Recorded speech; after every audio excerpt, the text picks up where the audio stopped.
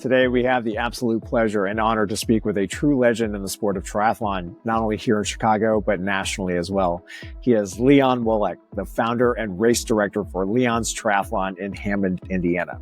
Leon's Triathlon has been named one of the most patriotic races in the country, built on, as Leon puts it, old school work ethic, old school patriotism, and what they call Americans living life and pushing a vision forward even after 40 years. This is our first official interview here on the new Tri312 channel, so I hope you enjoy the next several minutes learning and being inspired by our friend, Leon.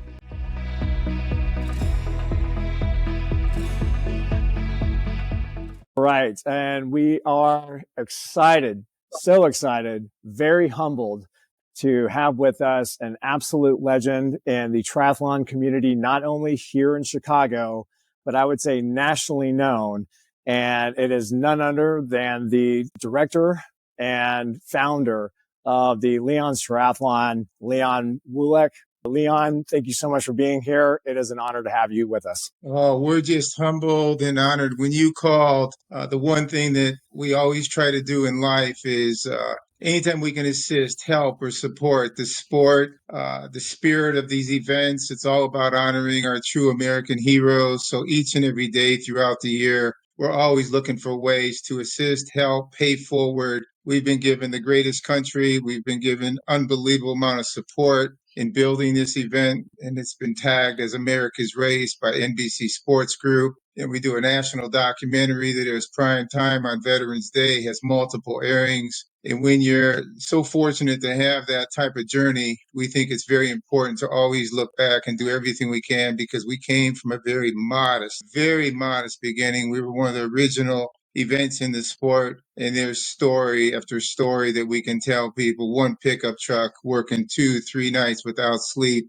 just trying to somehow, some way pull an event off. And that spirit is something that is just part of what we do. And just it's an honor to be here to talk to you, and just want to thank you so much. Absolutely. You know, part of what we wanted to talk to you about today is that history of every year we have brand new people coming into the sport of triathlon from all over the city, all over the surrounding areas. And we really want to be able to talk about some of that history and what is unique about this sport, what is unique about your race, and sort of where it's come. And you were telling me as we've sort of got into this that you're a little old school. In fact, even just getting on this interview today took a little bit of finagling to get through all the new technologies. And you told me that you're just real old school. And, there's no school like the old school, is there, Leon? Boy, with you 1,000,000%.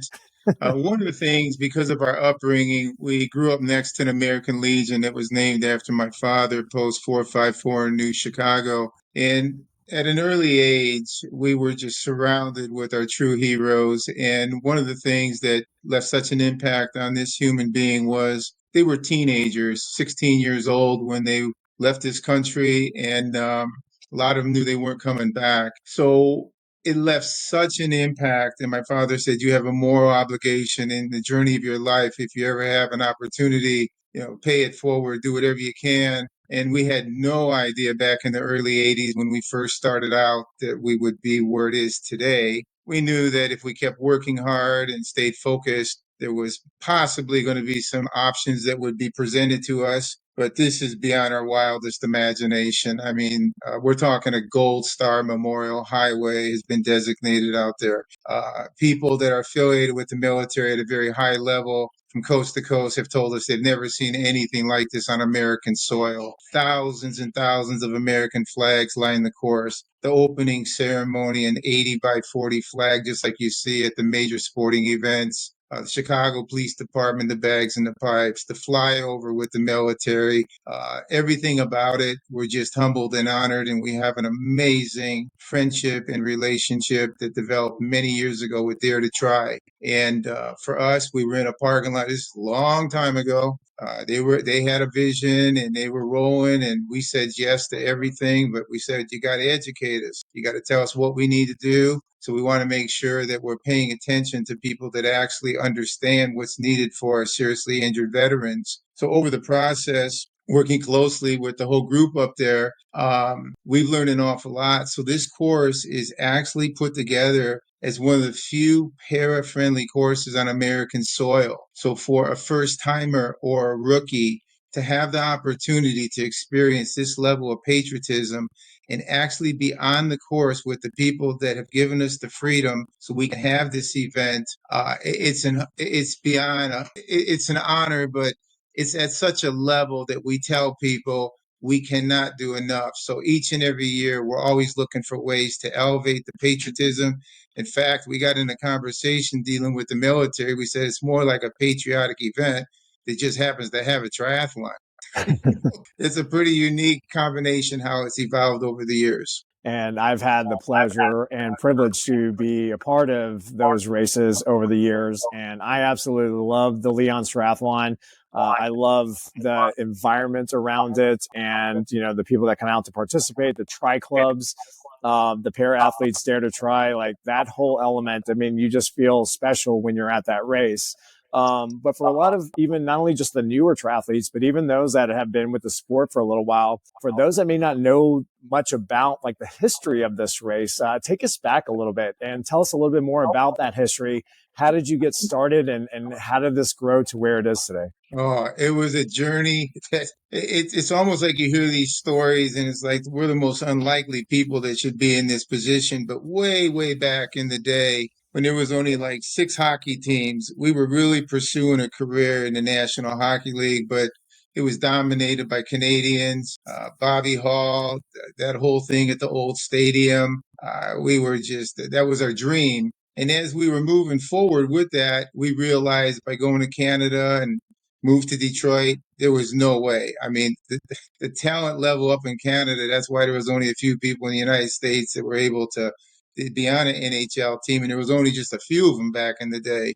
Yeah. Well, we really got into sports in so many different ways. And one of the things we ran into was hydration. And so we started, this is way back in the day before sports drinks are what they are today. We actually were on the pioneering side. We worked with the Miracle on Ice. We worked with NHL teams and we would listen and we actually came up with a formulation. It was like way before its time. It didn't have all the sugar. It had the complex carbs, the electrolytes. So we were out actively crisscrossing the country and we just started meeting a lot of different people, going to different trade shows. And by chance, we're in Las Vegas at the National Hockey League Trainers Association. And we run into some people that were at that time, Body Glove was just getting ready to launch a triathlon wetsuit. Okay. Huh. Another piece of equipment called VersaClimber. They're some of our best friends today. Oh, wow. But way back when they said, hey, why don't you just keep coming to the West Coast instead of going back to the Chicagoland area after the show? I said, why not? We were young. We had that attitude. Let's go see what happens. Yeah. We stayed out there for several weeks and came back, and it was amazing. We crisscrossed the country, listening and learning, building some of the first wetsuits used in the sport with Body Glove. Because back in the day, it's not like today. There was only one or two that were really actively in that space. And then total body conditioning. VersaClimber was on the cutting edge. They were working with a lot of elite athletes. So one thing led to something else. And then we come from a political family. And we came back and said, this sport triathlon, I think we could put on one of these things. And people said, what experience do you have? I go, none. I said, we're going to learn as we go. So we put on some events in Hobart, Indiana. They started to grow, pick up momentum. And then it got to the point where we had to do something in the city of Hammond. And Mayor McDermott said, hey, come on over. We went over there. And boy, oh boy, what a journey. We were one of the first groups in the United States to completely shut down a freeway for the bike portion in a triathlon. Now, Wow. you want to talk about a unique setting. It's one thing to shut down a city street or, out in a rural area, but to get on a freeway in the Chicagoland area and shut it down for a triathlon, I can't even tell you how interesting the conversations were on the backside. If we could only So, be a fly on the wall in that conversation. oh, it was unreal. I mean, it was you're gonna do what? Yeah, I guess we're gonna try. So Imagine trying to it, do it, that now. oh, not now. I mean, it was back in the day when you were able to do things like that, and it really caught on. and everyone came from coast to coast. We pioneered the first military triathlon championship. We pioneered the first age group national championship. Now, keep in mind, this is way back in the day. So here we are putting a tremendous focus on all this and building it. And over the years, it's been amazing to us because we've watched how things have evolved. And just like you touched on a few moments ago, just what we're doing right now. You're talking to someone that used to get on the bicycle. We would compete, but I put a backpack on and hand out postcards and posters. That was our marketing. Was a get on a bike and just do what you can at other races. Even in our area here in Northwest Indiana, they actually have a photo where I got to be careful how I say this. Back in the day, the sheriff's helicopter was covering the event.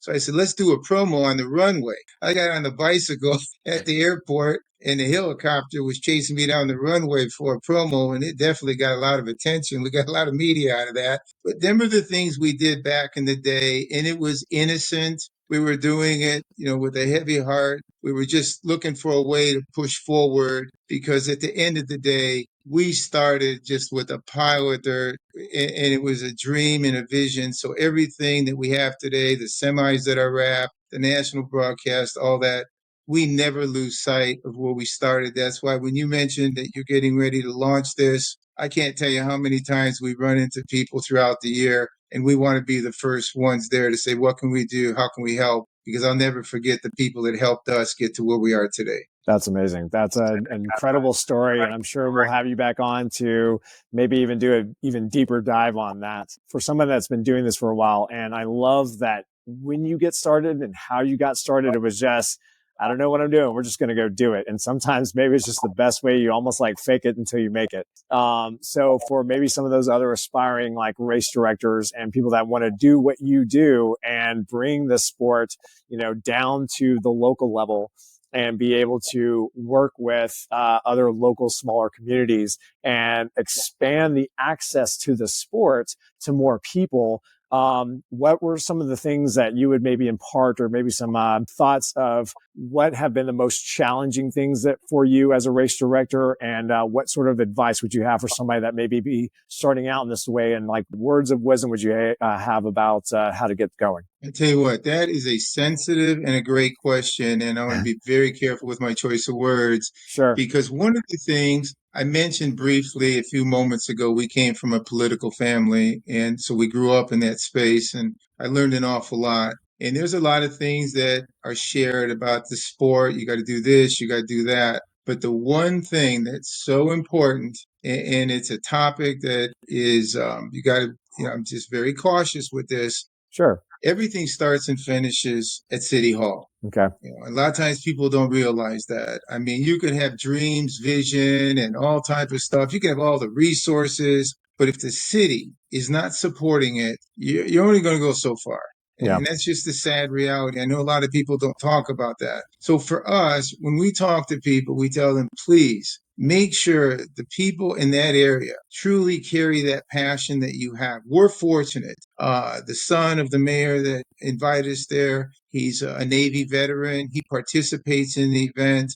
Without that support, you wouldn't have this event at this level. And so the city, the state, the surrounding agencies, they have all built this thing to what it is today. So at the end of the day, we're always very cautious and very careful with our wording, never to say, hey, look what I did. I didn't do anything. It's the city, it's state, it's the agencies, it's all the volunteers, the building trades, helmet to hard hats, the carpenters, the laborers. I mean, there's so many people that are involved behind the scenes to produce something at this level that we literally pull two semi trailers that are brought in that are patriotically wrapped. And anyone that's been in a semi, it takes a lot to fill one. There's two of them, and there's a few more coming after that. So we start about 10 days out building the venue. So when people show up and they step on the grounds and they're like, wow, what's this all about? That's because of the city and the state and all these people that have allowed us to be on this journey. So I would humbly recommend make sure that then people share that passion, because you could be working so hard. If they don't share it, you're only going to go so far. So I hope I worded that the right way.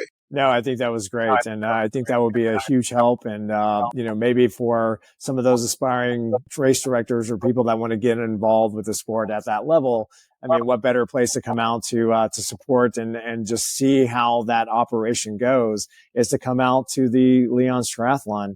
And you guys are kind of the unofficial start to the season. Is that right, Leon? Yeah, we call it the kickoff to the season.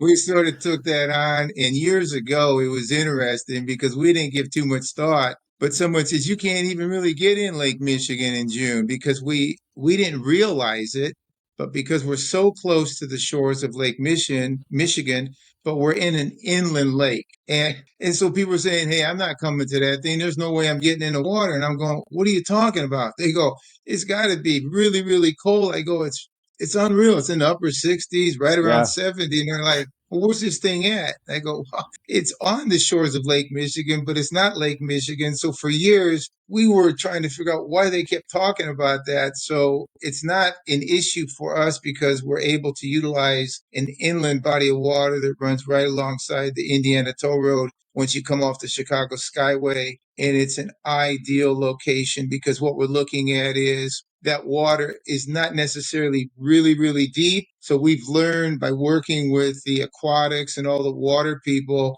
it's the sun that really heats that water on the top. So when you go further down, the water could still be relatively cold, but on the surface, them sunny days really get that water going. So we're looking at right around 70 degrees on race weekend. And for the Midwest, good luck trying to find 70-degree water the first Sunday in June. So good. It definitely isn't in Lake Michigan. Speaking of that water, speaking of that swim, one of my best stories and best experiences was at your race. I had an athlete whose fear of the water was, we have a lot of athletes. We know a lot of people out there that one of their biggest areas of anxiety with regard to getting into the sport or just, doing the sport even on a regular basis is that swim and getting through that. I had an athlete that their anxiety level was significantly elevated as it related to the swim. And we went out the day before that race and we actually went and got him in the water and just kind of helped him get acclimated. And one of the coolest things is that one of the members of the Dare to Try community was there on the edge of the ramp going down into the water. And he's like, "Hey man, if I can do it, you can do it." And that one little statement inspired him. He's like, "Well, I got this now." And he went out there. He did the warm up swim that morning. He did his first ever swim in a triathlon the next day at your race. And it was just it was a really inspiring type interaction with a multitude of athletes at that race. And it started off with having a very quick but very powerful, inspiring words from an athlete with Dare to Try. And speaking of Dare to Try, that is an amazing organization. Would you like to speak a little bit about how that partnership came about? Absolutely. It was spontaneous in the parking lot, like all the stuff we're involved with. This was years ago, though. Dare to Try is an amazing story, what they have built. At that time, when they were getting ready to move forward and take that vision, we were actually one year hosting the Armed Forces National Championship, first time it ever left a military base, which was pretty humbling. I mean, it's very humbling because what they said is there's no place else on American soil except for military bases that have ever had this, but we wanted to bring it here because of what this race stands for. And they were so kind and so complimentary. But at that time, we were just so passionate about doing everything we can for our true heroes. And Dare to Try was actually going through their process of growing. And they said, "Hey, we got an idea here. We're thinking about an injured military camp." And our response was, without even hesitation, yes, yes, yes. Have no idea what you're going to ask for, but the answer is yes. And that friendship is very old school. It's authentic. Anything we can do, we can't do enough for all them. And for us, when the conversation starts, they already know the answer is yes. We don't know how we're really going to get it done at that moment, but they know and they see through our actions. We'll do, it doesn't matter. I mean, anything you want, the answer is going to be yes. We just then figure out how we got to make it happen. So That's an old school friendship. And what you said a moment ago about that story, that's why I don't want to get too emotional here this evening, but we can't do enough. And that's why I tell people, if you're looking at your schedule and you want to see some patriotism, you come out there, no words are needed. You just step on the ground and you will experience something that is very humbling and very special. And we're honored to be part of it. And I cannot even begin to tell you how special Dare to Try is to this event. And basically, as far as we're concerned, our event is their event. Absolutely. And, every year it just, there's always like the feels that happen for every athlete, everywhere. Everyone that I ever see there, they're so excited. It's a very also not only just triathlete friendly, but it's also very spectator friendly. So for those that have athletes that are doing their first triathlon or their 100th, it's a great race to come out and watch and experience and be a part of. Last question for you for this evening, Leon, is looking ahead. Like we're talking about old school and our history and where we've come to today. But for you, what is your greatest hope for the growth in the future of not only your race, but maybe also the sport of triathlon? Boy, this is where I got to be really careful because you're talking to an old timer. One of the most important things in life is you have to enjoy what you do. The passion, the fun that goes with it. And sometimes what happens is when things evolve, they grow, the innocence, things happen. Okay. It's just the way it is, folks. We deal with that on a daily basis. And we tell people we're stubborn as a goat on the side of the hill. We are all about hanging on to any innocence that is left in sports. We're desperately hanging on to it. And the reason is so personal to us. Once you take that personal caring compassion out of the space, it's just numbers. And if it's just numbers, it's different. I'm not saying it's right or wrong. It's just different. For us years ago, I'll never forget this. I don't know what triggered it, but coming probably from a political family, you'd shake hands, thank people for the vote. Someone said, Leon, you're crossing the finish line. I went over there and someone crossed the finish line and I just thanked them. Just gave him a sincere handshake and said thanks. An hour later, I was still at the finish line, thanking everyone one on one, and I didn't think anything of it. I mean, it just was spontaneous. Just thank you so much for being here. Yeah. And I had no idea the impact that had on so many people. I mean, they were like, no one does that. There's no one's going to stand there and thank each and every one crossing the finish line. Yeah. But I learned that from my parents. If you're kind enough to come vote for me, I need to stand there and thank you. And that upbringing really was so critical to what happened at that finish line. So if I didn't have that upbringing, I don't know if that would have happened. But that's why we make sure early in the morning as they're all entering the water, we thank each and every one as they enter the water. And then we do our best to try to thank them at the finish line. And I think that's that old school work ethic, that old school patriotism that is so critical to creating these moments and these experiences that people have for the rest of their life.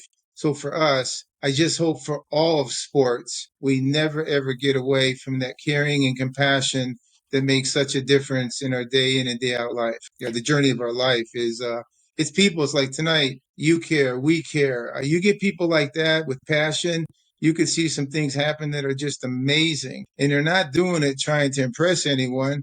They're just doing it. That's what the greatest generation taught us. Their sacrifice for this country. And that's why we say never forget our true heroes.